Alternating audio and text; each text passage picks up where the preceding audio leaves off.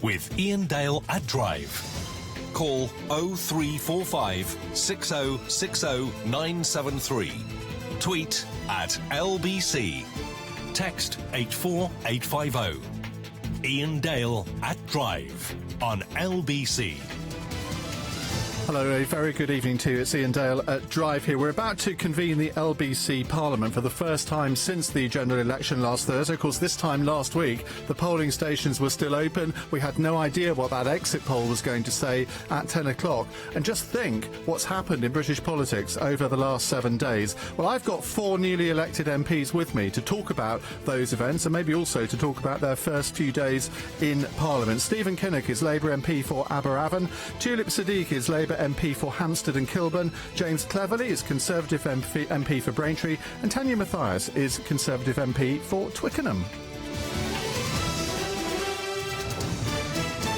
5 minutes past 7 now. I should tell you that you can watch us on the LBC website. lbc.co.uk is where you need to go. We'll be streaming this right throughout the hour.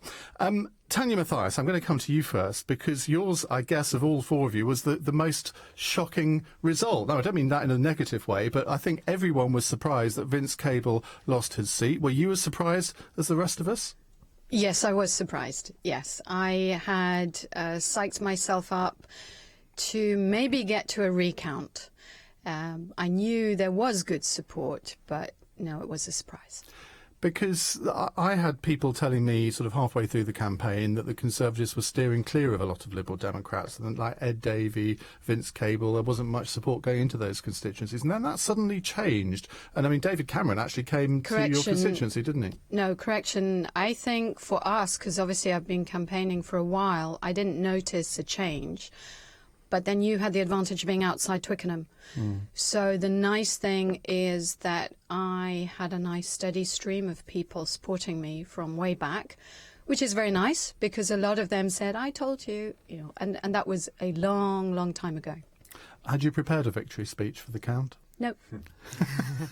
Because you did look genuinely astonished. I mean, it's quite sort of charming in a way because I think most people, when they go to a count, kind of have an indication of what's about to happen. Yeah. You didn't? No, I didn't. No. Did you feel sorry for Vince?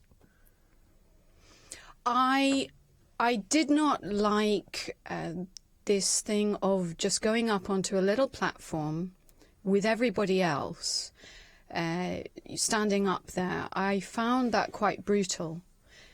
So I didn't like that lineup. I think it's probably having seen too much sort of poor television stuff. So that's what I didn't like.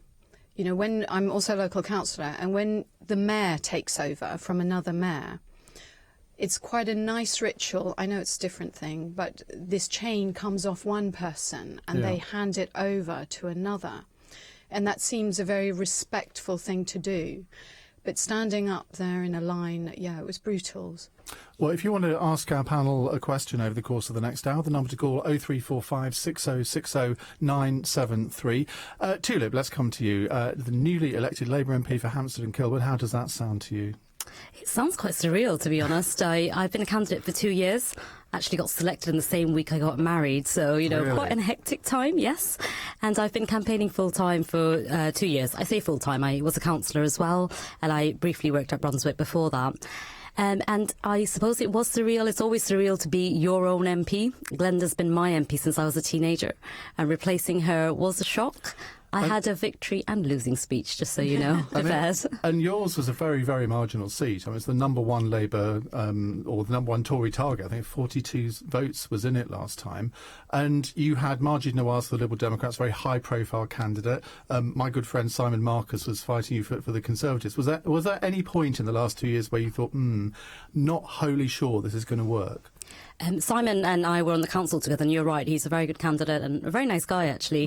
Do wonder sometimes why he joined the Tories. I think he should be part of us.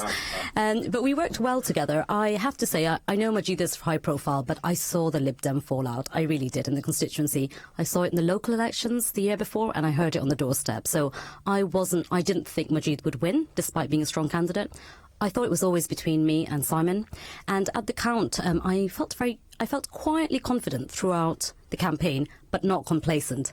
I will admit, when I saw the exit polls, when I got home just before heading out to the count, I did have a moment of thinking, am I going to increase this to 43 votes, or is this going to go to the Conservatives? Well, at least you didn't have that moment of panic that I had when I was sitting here presenting our election night programme and the exit poll came up on the screen, and I was thinking, oh my God, what do I say next?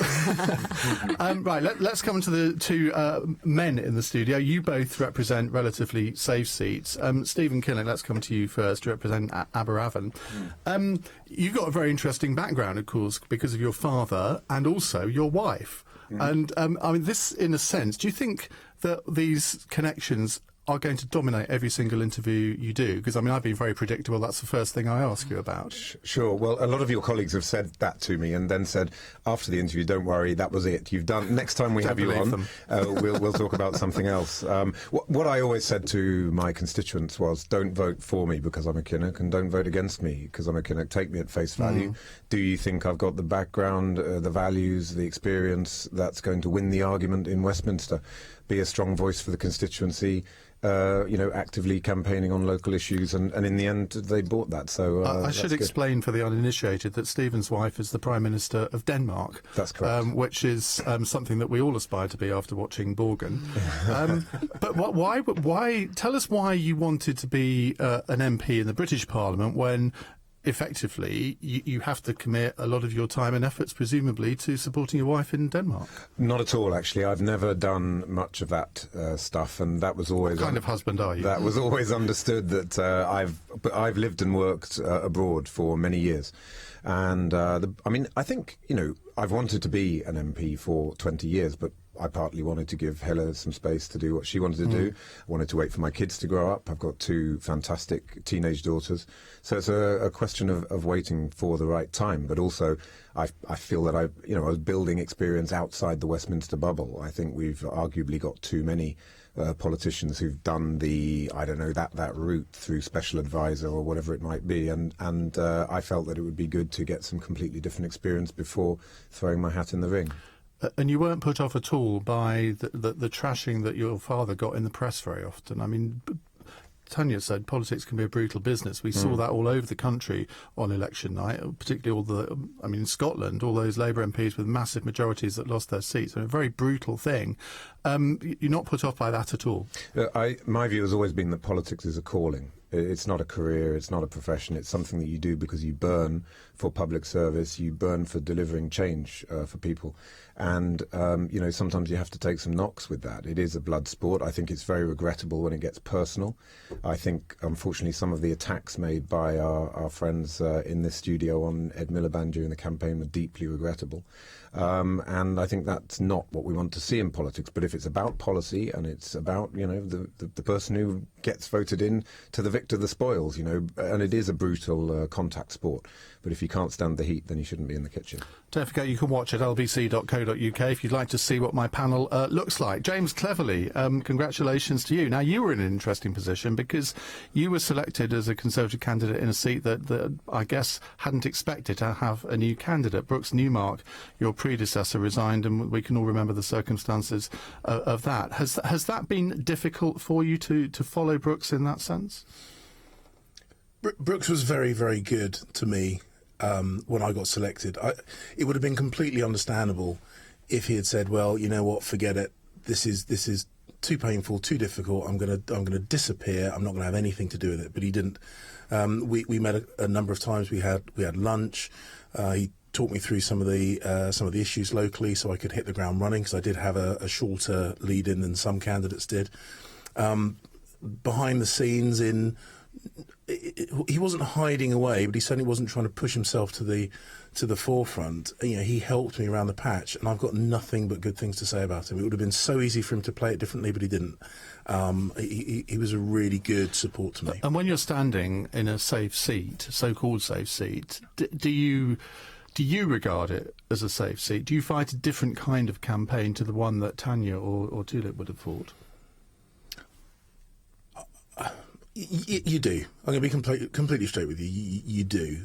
And it's instinctively, it's perhaps a more defensive campaign because you're thinking to yourself, if everything just goes in the natural flow of things, then this should return a Conservative MP. And because I'm the candidate, that will be me. So therefore, there's a massive incentive to just not upset that particular apple cart. And it will be very, very easy to say, I won't say anything interesting, because when politicians say things interesting, that can very easily become controversial. I don't want to get on the front page of a national newspaper. I don't want to find myself on the TV. What I mainly want to do is just not upset the horses. And that's fine. It's understandable. I mean, you know me for a long time. That's not my style particularly. No, but now you've won, you can say what you like, and feel free to in the next 45 minutes, James. What I would say to that, Ian, Stephen. is I think that we do, certainly in Labour, need to learn the lesson of what we've seen in Scotland. And in my view, the term safe seat should be banned. I banned it from any of my campaigners using it, and we fought that. And it is difficult. It's a question of mindset. But we need to get into the habit of being a 24/7 campaigning party, and campaigning is not something that happens 6 weeks before polling. We'll come on to some of the lessons that you've all learned from the election. I think that the different parties need to learn. Also, maybe look at the Labour leadership contest. Also, maybe what's happened to UKIP today. We don't have a UKIP representative on the panel, but I'm sure we'll all have our views. 0345 6060 973 is the number to call. This is LBC. It's 7:15. This is Adam Moore in the LBC Travel Centre. Good evening. Well, it's not so good on the roads at the moment. Very tricky driving conditions because of all the rain we've had this afternoon. We've got some more problems as well. The M23 towards town is blocked at the moment, just before the M25. There's been an accident there. Looks like 3 cars, one of which is in the outside lane, just before the exit slip for the M25. So that's causing big queues now back down towards Gatwick Airport. So it's the M23 towards town blocked just before the M25. Now, the M25 itself, real struggle, queuing all the way from the A3, junction 10, round to the M40 at junction 16. Anti-clockwise, there's a lorry broken down, causing big queues. That's blocking the inside lane between the A3, junction 10, and Leatherhead at junction 9. If you're on the M3, you can't join it on the coastbound slip at junction 3 at Bagshot because of flooding. So no entry slip to the M3 coastbound at junction 3 at Bagshot. Keeping London moving. Your next update is in 15 minutes. LBC Travel. With Citric's go-to meeting for when the trains don't run on time or at all. Mortgage arrears, cash flow problems, mounting debts. Whatever your dilemma, Property Rescue can help. Property Rescue can buy your home for cash. They will cover your standard legal fees and can even release a cash advance. And because there's no middleman, the cash amount they offer is the cash amount you receive. Sell your home fast with Property Rescue. Go to propertyrescue.co.uk.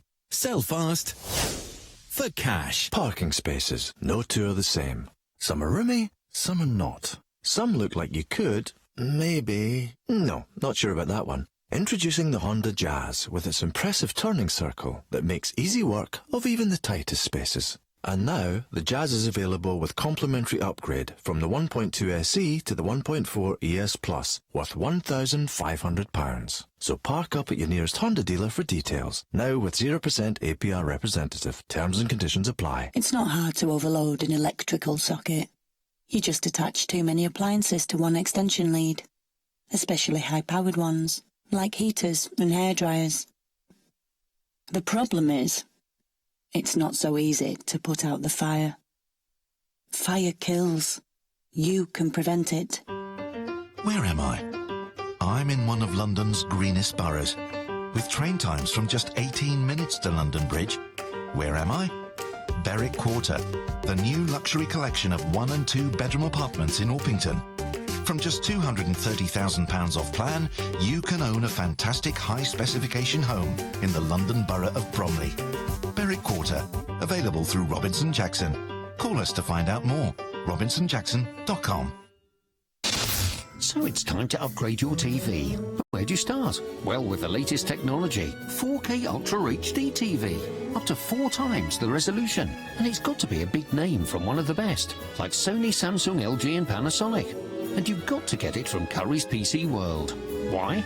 Because right now on a huge range of 4K TVs, we'll give you a soundbar worth up to $349 from the same brand, free. Yes, free. At Curry's PC World, we start with you. Welcome on board flight AT192 to Athens. Flying conditions couldn't be better, especially if you got your ticket with your American Express membership rewards points.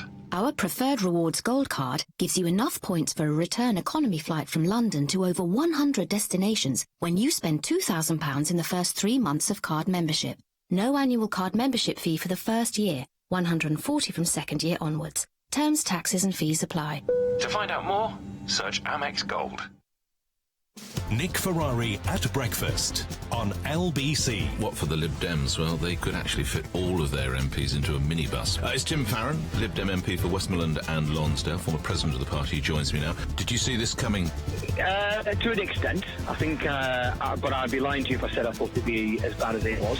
It's the English devolution package. It's the best hope, says Mr. Osborne, of rebalancing the UK economy. Philip Blond has published a blueprint for full devolution to UK cities ahead of last year's Scottish referendum. He joins me now. The Manchester model will have full control of all of the public spend in its area. To the first social supermarket in London. London Mayor Boris Johnson is there, just to prove that you're in touch with the shoppers. A tin of Tesco Everyday Value baked beans. How much would that be? Tin of Tesco Everyday. No, I'm asking you, Mr. Mayor. Tin of beans, folks. No, I'm asking you, Mr. Mayor. I'm just putting it to my focus group here. Nick Ferrari at breakfast. Every weekday morning from 7 on LBC. With Hampton by Hilton, with over 2,000 hotels worldwide. 21 minutes past 7. You're listening to the LBC Parliament, or you can be watching the LBC Parliament at lbc.co.uk. Let me reintroduce my panel to you. Tania Mathias is Conservative MP for Twickenham. James Cleverly is Conservative MP for Braintree. Tulip Siddiq is a Labour MP for Hampstead and Kilburn. And Stephen Kinnock is Labour MP for Aberavon. Now, you two will be very interested, I hope, in an interview I'm going to be doing sometime in the next 20 minutes with Mary Creagh, who has just announced that she's going to be standing for the leadership of the Labour Party. She's the fifth candidate to declare. There may well be another one. Tristram Hunt is rumoured to be about to declare as well. Tulip, let's talk a little bit about the Labour leadership. I mean, Ed Miliband seems to be a very long time ago. It's only a week ago that the election took place, and yet, I mean, he's already flown off to Ibiza. I don't blame him for that at all. After what he's been through, I probably would do too. Where do you stand on the leadership? Have you decided who you might support yet? Have you been lobbied by candidates yet? I'll just say a word about Ed Miliband first. I worked on Ed Miliband's leadership campaign, and I've been asked several times whether I have any regrets. And no, I don't have any regrets. I was proud to support Ed, and I'd just like to make a point. There's been a lot of talk about what Ed did wrong. Let's talk for a minute about what Ed did right. Ed is the one who managed to get the Tories to commit to funding the NHS. He's the one who pushed them to commit on free childcare. And he's also he did. I'm sorry. It was Ed Miliband who raised the funding for the NHS childcare, exploitative zeros contracts. He didn't match it, did he? Well, it didn't matter because he didn't get elected. But the truth is, the Tories started talking about these important policies after Ed started talking about them. So before we start talking about Ed in a negative light, let's talk about the good things that he did. But in terms of your question about leadership... Hang on a second. Tania wanted to come in on this. That is a myth, and it's not correct, because the Conservative manifesto as well was the only one supporting the 5-year forward view. And it's amazing the number of Conservative doctors there are now who are MPs. So that is not correct, that somehow Ed was leading on the NHS. Even if the Conservative manifesto didn't make clear how it would be funded. And I won't take any lessons about myths, I'm afraid, from the Conservative Party. All right, well, let's move on and talk about the leadership. Have you been lobbied? Yes, I have been lobbied. I've just been lobbied by one person. And I have to say, after 2 years of asking people for votes, I'm quite pleased they're asking me for my vote. Let's just say he has an Obama feel to him. OK, I think we know. Chicka, chicka, chicka. And what did you say? You know what? I've been impressed. He's the one who contacted me directly. He then got someone I admire greatly, who used to live down the road to me and is now an MP, to call me as well, and I have great respect for her. So I'll say I'm impressed so far, but I am waiting to listen to all the candidates. And one of the things that will sway my vote is their position on high-speed rail 2, which is very important to my constituency. And I'll be watching. And you're presumably against it? I'm absolutely against high-speed rail 2, and I'll be watching the Labour leadership leadership candidates, if you're listening, that's how to get my vote.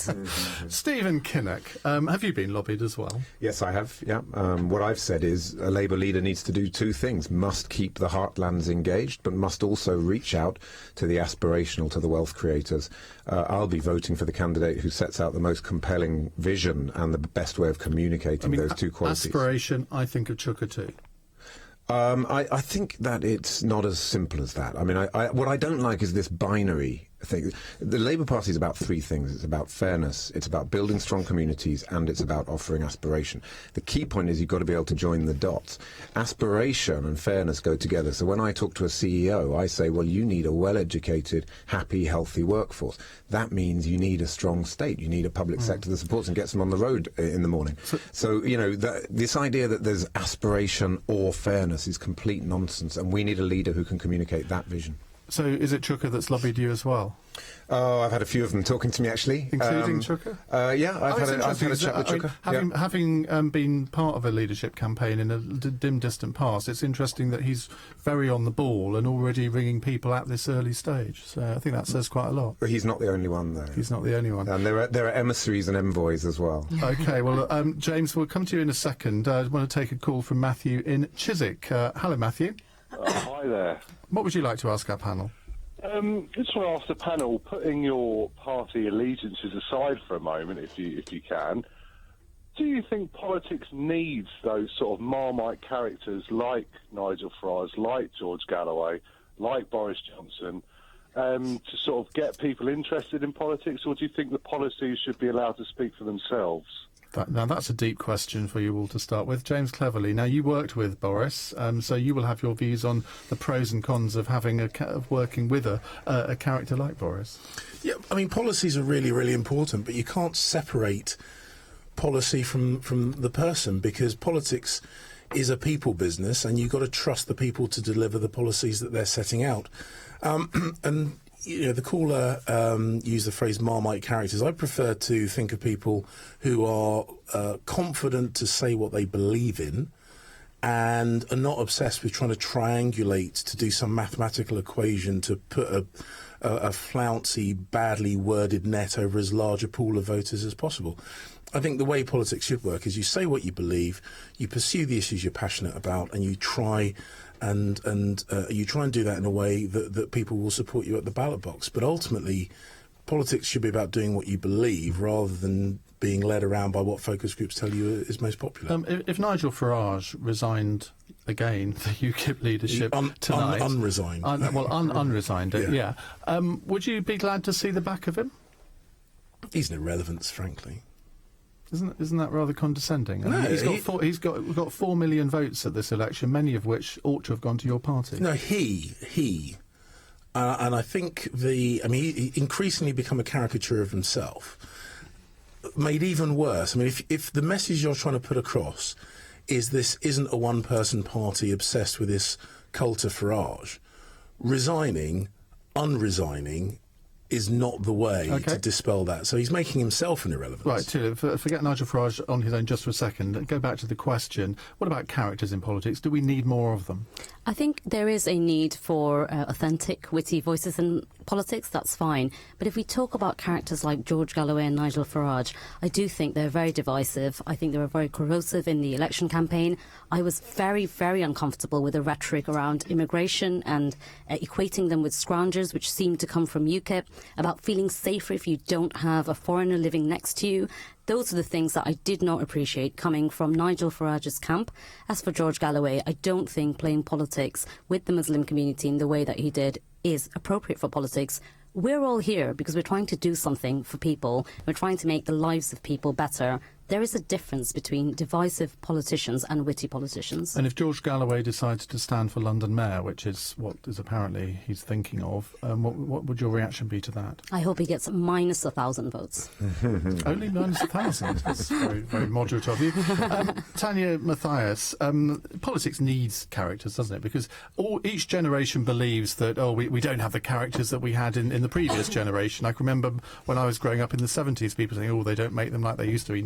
Nowadays, we say, we wish we had the politicians of the 70s and 80s. I think what everybody's saying about the Marmite and the characters, because I'm also local council, I work with somebody who's Marmite, who's Tony Arbour, and he's exactly what James was saying. He is the same whenever you meet him. He's the Tory leader of Richmond Council? He's ward council and he's GLA. GLA, right. And he's the same, whether he's talking to media, whether he's talking to you on a personal basis. And that, to me, is what is good. I don't know if it's what the caller, Mathias, was saying, but that's, to me, Marmite. They're absolutely authentic. And I thought I came late to politics, and in some of these kind of media interviews, it came back to me that as a student on interrailing, I went to Gdansk. I just wanted to meet Lech Walesa because that was big in those days. I don't know why, but now I do, because I saw him coming out of the shipyard, and I remember being amazed. They said, "Oh, this is the head of Solidarity," and I was like, "Well, he's just a chap coming off work, and he's leading this amazing movement," because he was completely authentic, and to me that's what Marmite is. Stephen Kinnock, Nigel Farage would be a big loss to British politics, wouldn't he, if he did decide to quit, because he is a colourful character and politics needs those. I want to challenge this authenticity thing. I actually think in those characters that we're talking about now, it's contrived authenticity. I think people like Galloway and Farage start to believe their own hype, and they become a persona because, you know, that's suddenly how they frame themselves in media. I actually think the same with Boris. My view, that stunt where Boris was on a zip wire with the two flags and the helmet, absolutely engineered, not a shadow of a doubt. Boris is the master of contrived authenticity, and he's found his niche as a kind of clown that people think, oh, look at him, isn't he authentic? I don't buy it for 1 second. Every single one of his moves is carefully calculated. That's what Livingston said. You'll all be able to observe him in Parliament, I assume, over the next few years. Right, we'll have more from our callers. Matthew, thank you very much for your call. 0345 6060 973. Don't forget, you can watch us at lbc.co.uk. I'm Iain Dale at Drive. LBC News Time, it's 7:31. Rupert Bhatia has the news headlines. One of UKIP's biggest donors is calling on Nigel Farage to step down as leader of the party. Stuart Wheeler's comments come after the party leader was described as aggressive and snarling by UKIP's election campaign chief. Scotland Yard says police are now making terror arrests in the UK nearly once a day on average.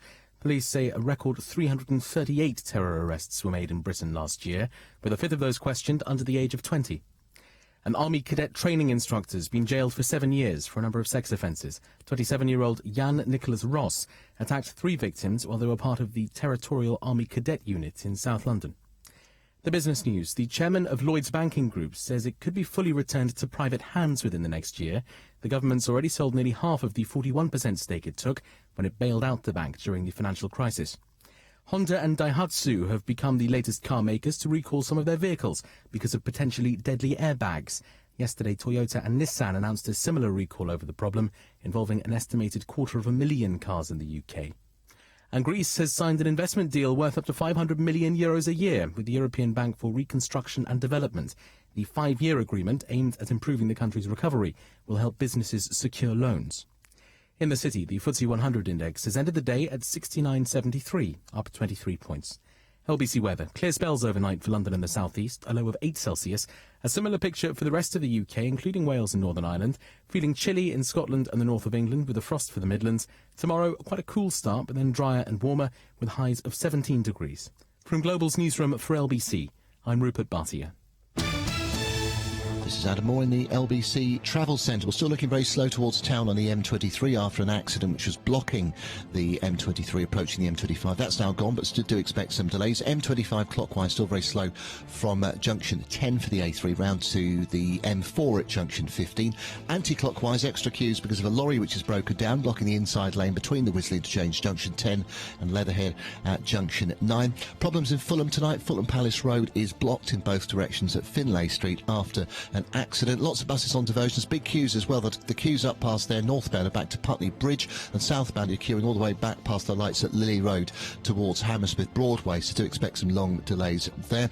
Problems as well at the Blackwall Tunnel tonight, long queues into the southbound side. That's while they do some emergency repairs to potholes in the tunnel. That's been ongoing for a while now, so you can expect solid queues there all the way back past the East India Dock Road. Keeping London moving, your next update is in 15 minutes. LBC Travel. With Citrix Go-To Meeting. Perfect for the meeting on the way to the meeting. That's really great. You've done a great job. Well done. All comments we love to hear. But can you really hear the genuine sentiment behind the words? The smile that really says, I loved it. Words are good, but there's nothing like seeing a reaction. Because you can't hear a smile, there's the new Citrix Go-To Meeting. Meet face-to-face online, screen share and collaborate. Visit gotomeeting.co.uk today and try it for free.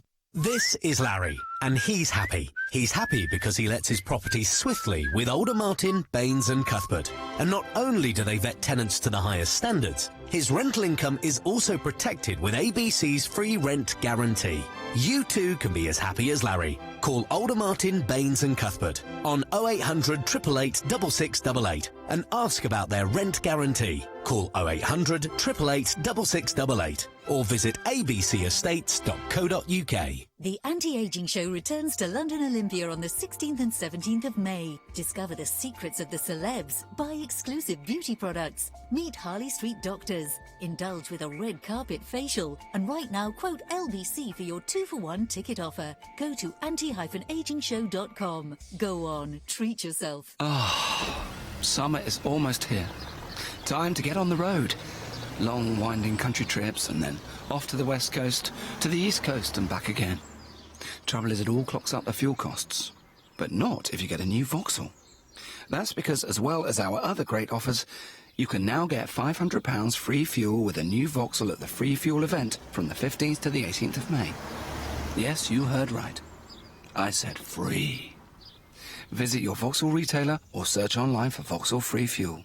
Participating retailers, £500 on prepaid debit card. T's and C's and exclusions apply.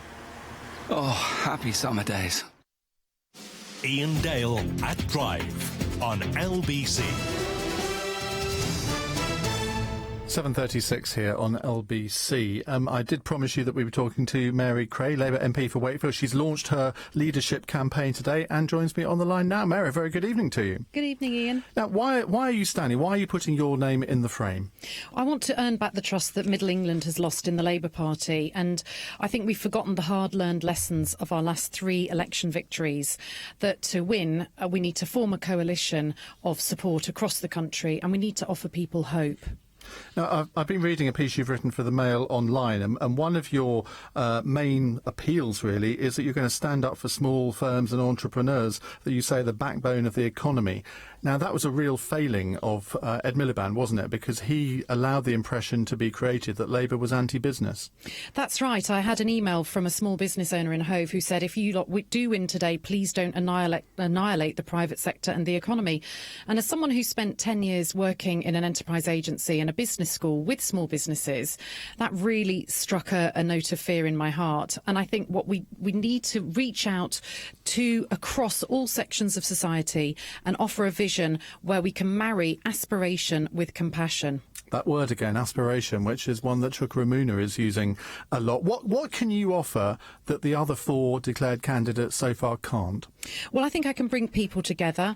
I've been a local councillor for 7 years. I've been a backbencher for 5 years, and I've had a life outside of politics. I've lived and worked abroad in Brussels and in Italy, and I think I can speak to large sections of the country that I think we have lost. I want to see our country united, looking forward, proud, not fearful. And I think what the Tories have done very successfully in this election is played divide and rule with working people, and that's why we saw nationalism win in Scotland. We've seen UKIP's brand of English nationalism take 3 million votes across England, and I think we need and we've lost large swathes of the country where actually locally people want and trust us to vote to run their councils and their public services at a local level, but they didn't trust us when they got to the the ballot box. Apart from the business message, what mistakes did Ed Miliband make? I think we need to talk about how we are going to be a high-skill, high-wage economy and what the global race will look like and how we're going to win that. I think politics is about painting a picture, and I think we had a lot of different policies that all together were a pretty comprehensive package and that spelt out our economic message. But you had to go looking for them, and we couldn't say in a couple of short sentences why you would be better off with the Labour government. And I think that was a failing, and for that failing I take collective responsibility, and I'm sorry to the 9 million people who voted for a Labour government and who want and desperately need a Labour government, because we let them down. Did Labour spend too much when they were in power? Well, Labour got the debt down before the big recession as a percentage of GDP. And it's a nonsense for the Tories to try and tarnish our economic record by saying we somehow spent too much on schools and hospitals. Well, Liz Kendall said you did last night on the television. Well, we didn't spend too much on schools, on hospitals, on investing in our roads and our transport infrastructure. What we did do was run a small structural deficit just before that global financial crisis hit in 2008, and that did make life... Because a lot of people will say that they can't trust a new Labour leader who can't accept that too much was spent in the Blair-Brown years. There's no doubt that we wasted money on projects, the individual learning accounts, the national ID card system, the National Fire and Rescue Centre. These were all sort of textbook examples of big government projects that went wrong and where we didn't spend public money well. We need to be talking to people about how we devolve power down, as George Osborne has been doing today, but not just to some towns and city regions, but to counties and people across the country. I don't think he should be cherry-picking who gets to get the devolution and who gets the power. I think we should be putting power into the hands of people and making sure that we're reforming our public services. Thinking back to Labour leaders of the past, which one of them do you most aspire to be like?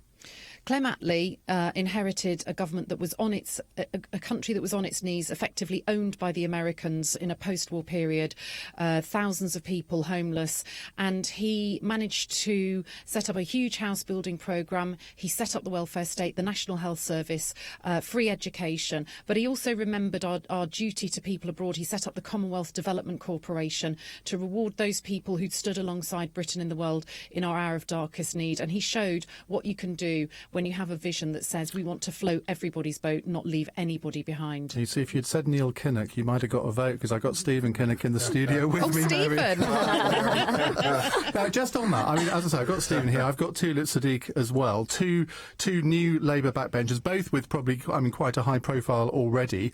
What's your pitch to them? Well, I think we need to be talking about how Labour as a country is going to help our country win the global race. We know that the jobs of the future, the jobs that our children will be doing, have not yet been created. We know that the gaming, digital and renewable industries weren't really invented 10 years ago. So we need to reform our education system so that it rises to that challenge. And we need to make sure that our world-class universities, our health sector, put us at the forefront of what is going to be a more globalised economy, and an economy where we must make sure that nobody is left behind. Now, just finally, we were talking to a political journalist earlier who reckoned that you'd be the dark horse of this race. Have you got MPs supporting you? Have you got public backers already? Well, I've launched my leadership bid today. I've spent the last week talking to colleagues and in people in Wakefield. I've spent the last couple of days up in Wakefield about why we lost and where we go from here. An awful lot of people are waiting to see who the runners and riders are, what we have to say, and they're going to be consulting with their parties rightly in their constituencies before nominating people. So I'm up for that process, and I know a lot of colleagues have an open mind. Mary, it's good to talk to you. Hope we'll have you in the studio sometime very soon. That's Mary Creagh, Labour leadership candidate. What's interesting, there are now 3 female candidates and two males. So I wonder, we might get Tristram Hunt in that contest tomorrow. I'm going to come to James Cleverly and Tania Mathias first and say, which of the 5 candidates do you fear most? At the moment, I'm not spending that much time thinking about the candidates thus far, because actually, I mean, what Mary just said, there's nothing anybody could argue about that. I mean, it's all motherhood and apple pie stuff, which is great. So I'd want to see a bit more detail. before I start worrying about anybody. I think the Labour Party's got an existential crisis at the moment. They've got UKIP snapping at their heels in the north of England. They've taken a battering in Scotland. And I think the message that they would need to put across to win over Scottish voters is a polar opposite to the message they're going to have to put in London. I think they're in a really difficult position. Tania? I'm sorry, but I wouldn't say being fearful. I think, I'm sorry, I'm old-fashioned. I do want a good opposition, and people. So if you like were Stephen or Tulip, who would you vote for? I would. No, I would. No. But it's like people are talking about chairing committees at the moment, and for me, it has to be meeting people face to face. So I haven't met them face to face. All right. What did you think of Mary Creagh's pitch there, Stephen? Very impressive, and great to hear somebody talking about the global race and really Very understanding that fluent, international. and I've always been impressed by her. Whenever she's come in to do interviews, I always thought, Yeah, I've known Mary for years because I knew her in Brussels days. Wow. She was working in an agency in Brussels, so she's a fantastic character, very strong candidate for leader. I'm delighted that she's put her hat in the ring. I'm also just picking up on your point on the number of women in the race. One thing I do have to put in here is the Labour Party now has more women in its parliamentary party than all the other parties combined. That makes the other parties look pale, stale and male, and I just had to put that plug in right there. Well, you're pale and male. You're pale and male. Present company We've got a lot of women in the new intake. We've got more than all the other parties. What about Mary Creagh's pitch to you? Oh, I thought it was very impressive as well. She spoke very well. She came to my constituency, to Queen's Park Community School, just before the election and spoke about international development. And, she spoke very well to students. She spoke to all the external organisations that came, to the parents and teachers. And I think she did very well. And, I would probably agree with Tania in saying that we want a very effective opposition and an effective government. We want to have the country run well, and that's why we're here. In terms of Mary, I was very pleased that she did speak about the global race, as Stephen said, and one of the things I will be looking for is our relationship with the EU and staying in the EU. We have to reform it, absolutely. We have to reform it from within, and scaremongering and pandering to UKIP about leaving is not what I want to see. I've got an apology to make to you. I didn't ask her about HS2. But I remember interviewing her about that, and I'm pretty sure that she's slightly more sceptical than some of her other colleagues were about it. So that's a tick in her box. I'm edging you in her direction, aren't I? Right, we will take some of your calls in a second. 0345 6060 973. Stephen Kinnock, Tania Mathias, Tulip Siddiq and James Cleverly are here with me until 8 o'clock on the LBC Parliament. This is LBC. It's 7:46.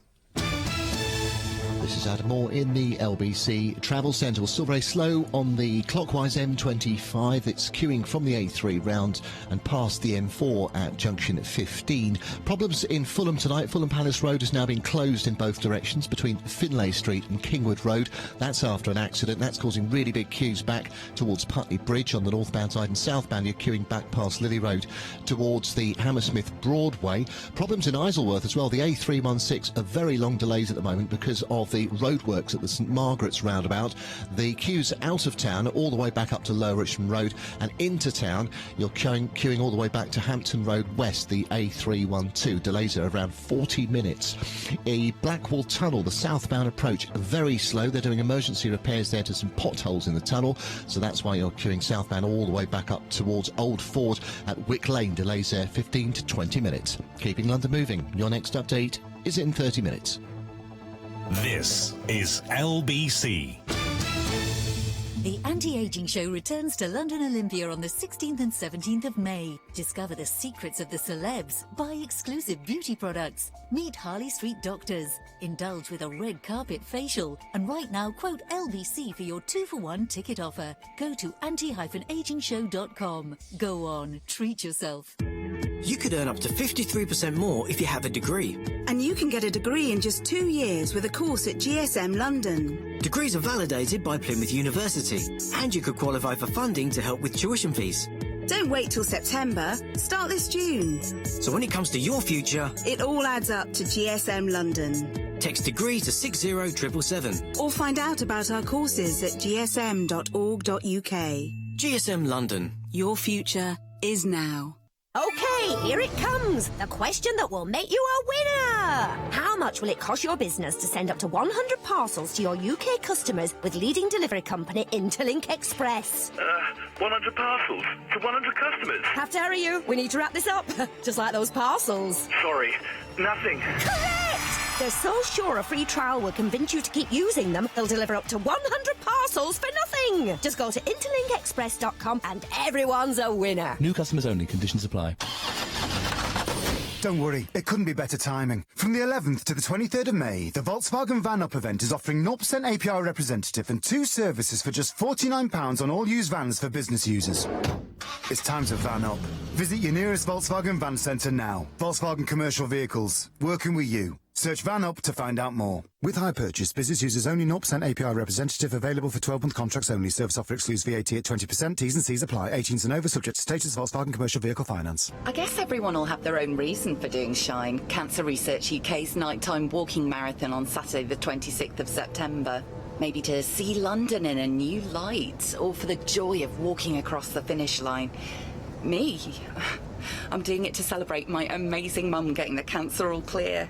So I want to shout it to everyone from the rooftops. Stop sleep! Beating cancer can't wait!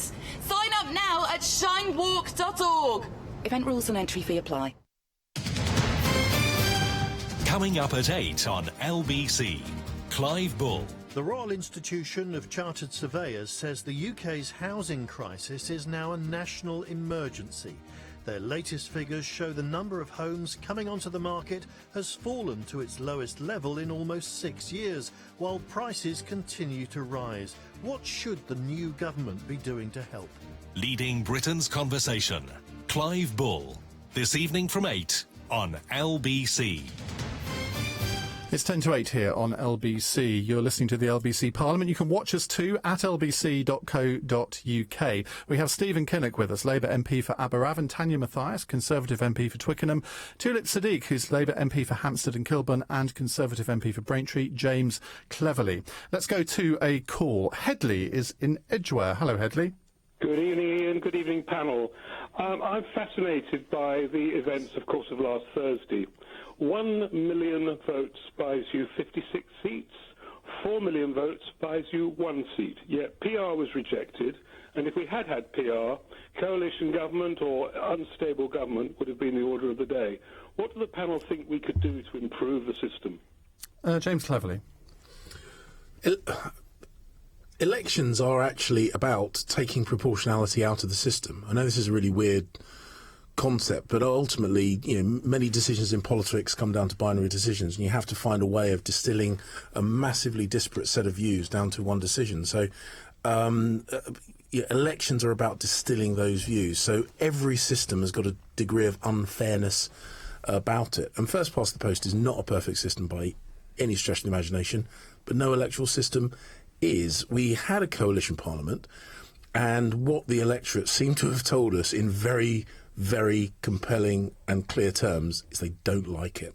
And there was a referendum which rejected... And there was a referendum. That system, of course, wasn't PR. It was the alternative vote system. Tulip Siddiq, it's going to be very difficult for Labour to win in 2020. I was reading an article in the New Statesman today. A 9.45% swing in England is needed for Labour to get a majority of 1. Do you think now the time has come for serious discussion of electoral reform? First, I'd disagree with you. I think we can win in 2020. Well, I'm just giving you the figures from the Statesman article. With the right leader and the right vision. I think, yes, we could consider looking at the electoral system. I would be open to it. I'll just make one other point, that I think one of the things we need to do is obviously encourage more people to vote, but to make it easier for people to vote. And the thing that came up repeatedly in my constituency during the 22 hustings that we had was, why don't we have e-voting? That's one of the things. It's on a Thursday. A lot of people are at work. They come back late and they don't want to vote. I would look at trying to increase the number of people and make it accessible to voting. So e-voting is something I think we should definitely consider. And yes, I would consider a shake-up of how we vote. Because, of course, in a sense, traditionally, Stephen Kinnock, it's not been in the interests of the two main parties to consider electoral reform. Do you think now maybe is the time? So just firstly on 2020, I think we can certainly win it because the Tories are going to tear themselves to pieces over Europe, and the SNP is the biggest bubble since the subprime crisis. Massive amount of over-promising, a massive amount of under-delivery will be seen, so that bubble's going to burst. So I think we've got some great opportunities to move forward and win. In terms of electoral reform, I'm actually a believer in a more proportional system. I think the huge anomaly of Scotland has now made the case for reform of our voting system overwhelming. Tania? Yeah, I'm not convinced on electoral reform. I wouldn't rule it out. The good thing that we have, and I was just reflecting on, because I've worked in countries where people don't know who their local politician is. At least here, and we had a big turnout in Twickenham, people know who their MP is. And that's very precious with first past the post.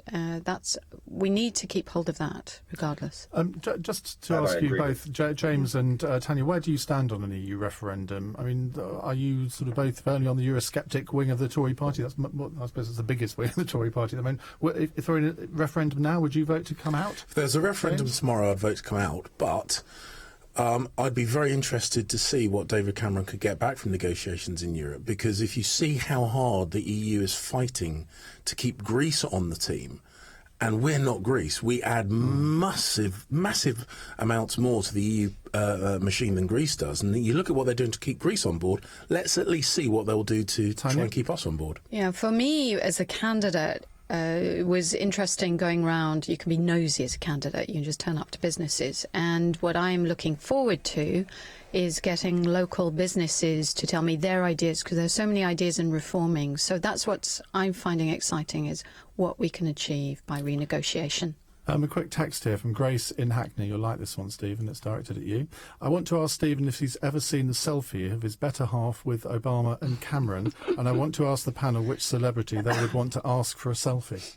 Right, so the first question goes to me, and yes, I think I'd probably be the only person on the planet who hadn't seen it if it wasn't me. So yes, I have seen it. I particularly enjoyed the view of the Prime Minister muscling in on the shot. It was actually, I think, just Hiller and Obama, and then suddenly David Cameron appeared and said, I'd like to be in this.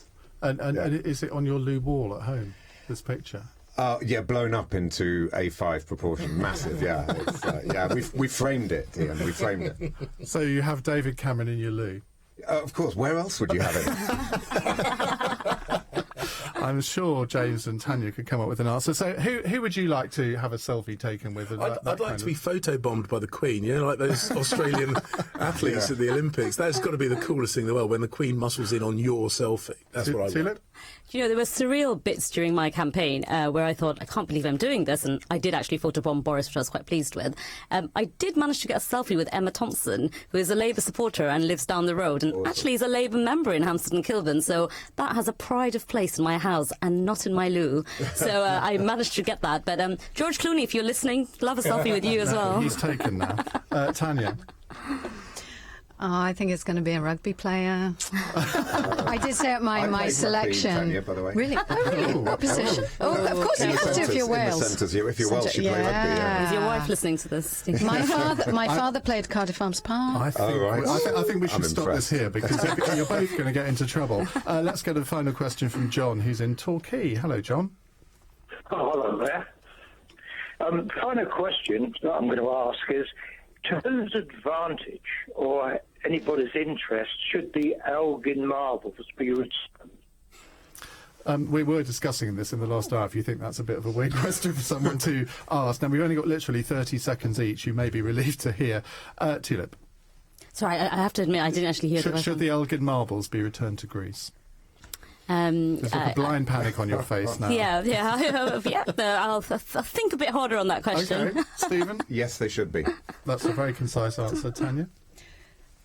I would be talking to all the museum people, because our museums would get emptier with that precedent. That's the problem there.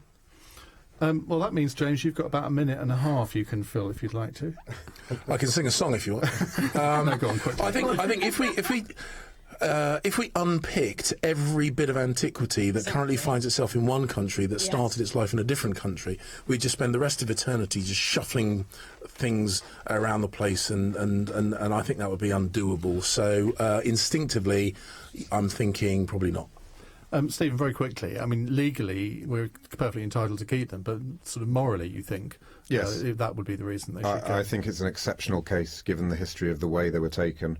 I just think it's a moral issue. And just as an obvious segue on Greece, just going back to what James said about Greece, the reason that they want to hold on to the Greeks is because they're in the euro, and the euro is a house of cards. If Greece comes out, they all fall down. The fact of the matter is the Prime Minister has almost no leverage going into these negotiations, and, well, I wish him well, and I'm a pro-European, and, of course, I want a yes in that referendum. I was desperately for us to stay in. Pro-European. With my heart and soul, but the fact is that the Prime Minister is a massive hostage to fortune on this. OK, well, thank you to Stephen Kinnock, Tania Mathias, Tulip Siddiq and James Cleverly. You'll be able to, if you didn't manage to watch the whole of this on the website, it'll be available in about 2 minutes for you to watch all over again at lbc.co.uk.